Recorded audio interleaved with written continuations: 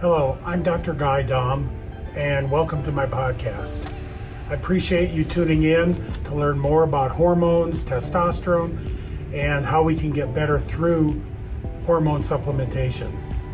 I get tons of questions every week from my webpage and from my website, and I'm going to just share a couple of them today.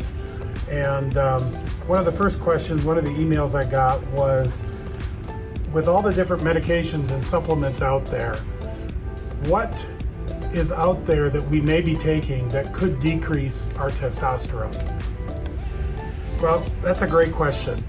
There's a lot of medications that are out there on the market right now, over the counter and prescription, that can really lower your testosterone. One of them right off the bat is pain medications.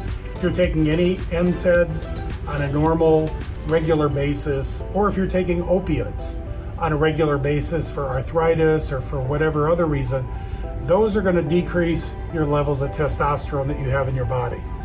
Another big medication that's also decreases your testosterone levels are SSRIs, the serotonin reuptake inhibitors.